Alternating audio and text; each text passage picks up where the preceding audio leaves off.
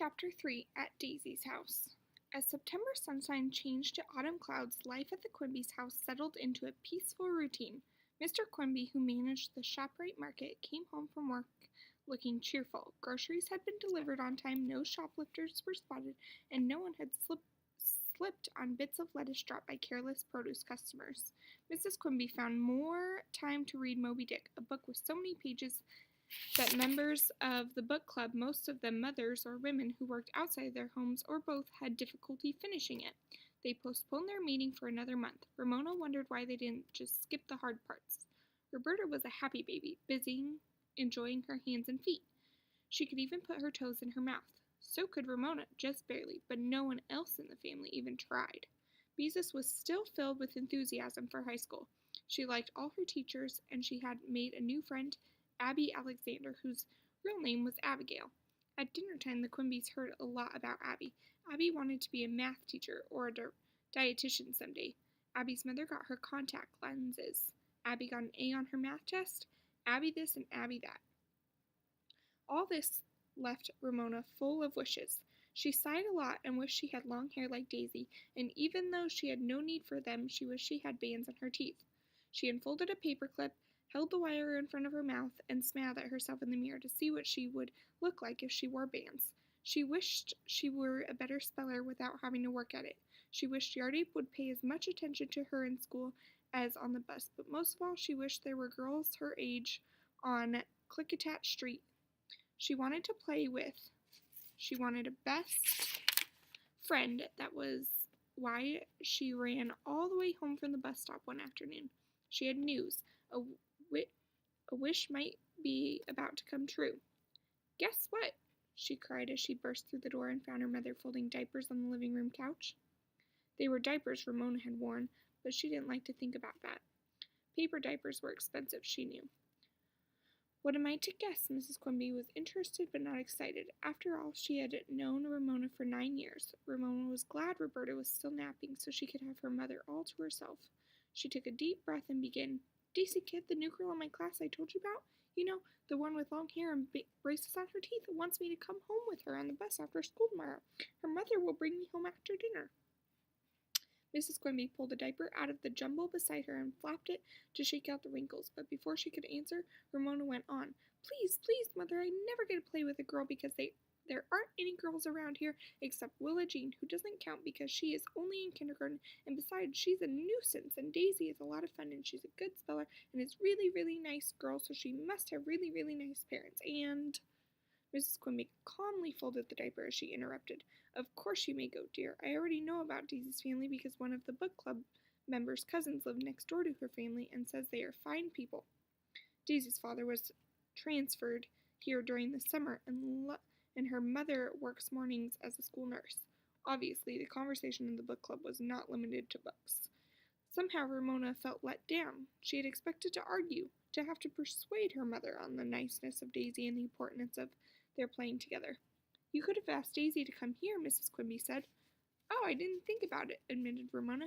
I guess because we ride different buses. Mrs. Quimby laid down the diaper she was folding to look thoughtfully at Ramona before she said, Don't you think you should play with Susan once in a while? Ramona picked at the one callus that had not peeled off since school started. Before she said, Do I have to? I see her at Sunday school. Mrs. Quimby said, You could ask her to come here, or you could go to Susan's house. Her mother was saying just the other day that you girls should get together more often. Ramona made a face. She wished grown-ups would stay out of their children's affairs. Mrs. Quimby was curious. Don't you like Susan? She asked. Well, not really, confessed Ramona. She's the kind of girl who gets mad, really mad, when boys call her Snooze and Susan. When boys call you a name, you are just supposed to get a little bit mad and not go telling the teacher. Ramona found her reason for disliking Susan difficult to explain. And I don't like to go to her house, well, it is too clean, I guess. Mrs. Quimby looked surprised. You can't say that about our house. Ramona was loyal to her house. Our house isn't dirty, she said. There are magazines and things on the coffee table, but everything isn't all nicey-nicey. And you don't hang around talking when someone comes over. You mind your own business. Thank you, dear. Mrs. Quimby's mouth was serious, but her eyes were smiling. I'm glad to know. The evening could not pass fast enough for Ramona. The next afternoon she was filled with excitement as she climbed with Daisy onto the bus. After showing her permission note to the driver, the girls found seats together. Ramona felt as if she were about to have an adventure. Although she was familiar with the streets they rode together, somehow they seemed different when seen from somebody else's school bus. I feel like I'm really going someplace, she told Daisy. She had never been so far from home without an adult before. You are going someplace, said Daisy, to my house. Both girls found this funny. Daisy's house turned out to be an old two-story house on the other side of the high school. The girls were greeted by a friendly tail-wagging dog, a sort of collie. Daisy patted and introduced him. This is Muttley. My brother Jeremy found him abandoned in the park. Hi, Muttley, said Ramona. The dog seemed pleased. Daisy's house had a pleasant fragrance, something like cookies, and was comfortably untidy. There were still packing boxes in the corner of the living room, and a vacuum cleaner and its attachments lay nearby. A cat dozed in a patch of sunlight and opened one eye to look at Ramona. Daisy's mother, who was plump, looked younger than her hair, which was gray, long, and held back with a clasp. Welcome, Ramona, she said as she looked up from a box filled with dishes, crumpled newspaper, and bubble wrap. What nice shoes you're wearing. Ramona looked down at her shoes, surprised by their niceness. Mrs. Kidd continued, Daisy needs new shoes, but we're not familiar with stores around here. Where do you buy your shoes? Ramona knew right away she liked Mrs. Kidd. Not every mother who asked questions really wanted to know the answer. Mrs. Kidd plainly was a nice person who asked children how they liked school or what they wanted to be when they grew up. Fix yourselves a snack, she said, and pulled a platter out of a carton. I hope I can get all these packing boxes out of the living room before Daisy goes to high school. Obviously, she was a mother who knew how to mind her own business. Daisy picked up the large limp cat that was almost too heavy for her. This is Claude, she said. C-L-A-W-E-D, she spelled. Not like a man's name. My brother named him Claude because he had been clawed by another cat when he found him hiding in the gutter. Daddy says he hopes Jeremy never finds a wounded skunk. Ramona stroked Claude's furs. He was such a nice, comfortable cat, unlike Picky Picky, the cat the Quimbys had once. Daisy returned him to his patch of sunshine before she led the way to the kitchen, where she found juice bars in the refrigerator, another good sign. Ramona thought. Susan's mother provided apples or a glass of milk and graham crackers for an after-school snack. While the girls were busy licking their juice bars, Daisy's brother came in the back door and dropped his book bag on the floor and said, Hi, Fence-Face, to Daisy as he opened the refrigerator. And you must be the Ramona we've heard so much about. He began to throw together a sandwich. That's my brother, Jeremy, said Daisy. He thinks he's a genius because he's in high school. Jeremy, corrected the brother to Ramona and added tinsel teeth to his sister.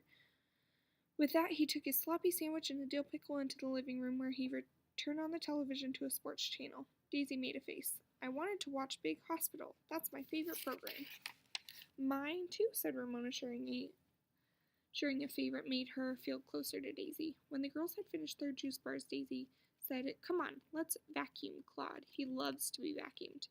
Jeremy, who had picked up the cat, was sitting on the couch with his feet on the coffee table. Mrs. Kidd, busy unpacking dishes, did not seem to mind. Daisy seized the vacuum cleaner and pulled it toward Claude, who jumped off Jeremy's lap as if he expected it. Here, you do it, Daisy said, and thrusted the vacuum cleaner hose at Ramona as she turned on the vacuum cleaner. He likes the upholstery attachments. I guess you could say he's upholstered in fur. Claude did not run as Ramona expected, but stood bracing himself with his chin raised as if he was enjoying the feeling of the attachment Ramona was running down his back. Some cat, said Ramona. Here, let me have a turn, said Daisy, taking the vacuum cleaner from Ramona. Claude rolled over on his back to allow her to vacuum his soft underneath fur. Ramona was amazed. Picky Picky would never have stood for such a thing, she said. Claude is a smart cat, Daisy explained. He knows he won't have to scratch fleas if we run the vacuum cleaner over him. When she finished, Claude went back to his patch of sunshine. The girls entertained themselves by popping bubbles in the bubble wrap while Mrs. Kidd carried cartons to the basement. Muttley went to the door and whimpered. Jeremy picked up a leash by the front door and took his dog outside. Quick, directed Daisy, before he gets back. She seized the remote control and switched the television from the sports channel to Big Hospital. Pretend we've been watching it all along. The girls settled themselves on the couch and tried to look as if They had been there for some time. When Jeremy returned, Daisy looked up from the screen and pretending to be surprised to see her brother, said, "Oh, hi, Jeremy." "Okay, Fenceface, you win," said Jeremy, and went thumping upstairs to his room. Muttley flattened himself, his nose on his paws in front of the television set. When Daisy was sure the coast was clear and the girls had suppressed their giggles, she went to the refrigerator for a second helping of juice bars. Ramona and Daisy contentedly licked their juice bars as they watched Handsome Doctor and Blonde Nurse and a number of other people in green pajamas save the life of a little boy who had been hit by a car while playing in the street. His weeping mother, holding the ball he had been chasing, watched through a window on the swinging door. Ramona's thoughts strayed away from the hospital to Daisy, her house, and her family. Everything seemed so calm and so comfortable. Even Claude and Muttley liked each other. Ramona wished she had a big brother who teased her a little bit. On the television, not quite so handsome doctor, who was secretly married to blonde nurse, joined the mother to watch through the window and the swinging door. But Ramona was thinking about Daisy.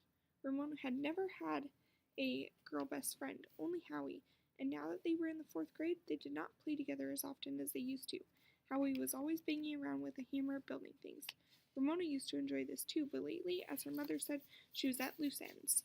She was tired of pounding nails with Howie. She wasn't bored exactly. She could always find something to do. But lately, something was missing from her life. She wished she were old enough to babysit like Beezus, who was busy every weekend. Now she knew what had been missing, a best friend, a girl best friend.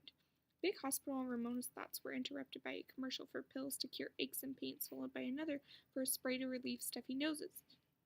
Neither girl was interested. "Let's be best friends," Daisy spoke suddenly as if she had just thought of it. "That's what I was thinking," Ramona, who did not usually feel shy, reached out to pet Muttley with her foot. "I've been sort of lonesome, I guess you'd call it, starting a new school," confided Daisy. "I've always wanted a best friend," Ramona admitted. "My neighborhood is mostly boys. They're okay, but, well, you know." "I know," agreed Daisy. "Boys can be pretty awful, like Danny on the playground." Ramona was silent. Yardate never did anything bad. He was just smart and lively and liked to be teased.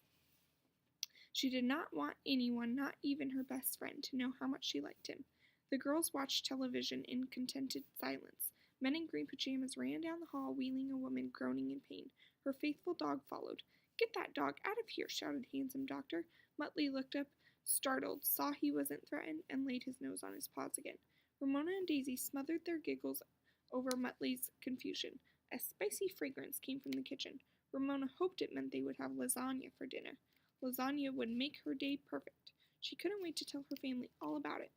Her thoughts drifted to what she would say. Daisy's mother lets us have juice bars after school. Daisy has a big brother who calls her Fenceface. Daisy vacuums the cat.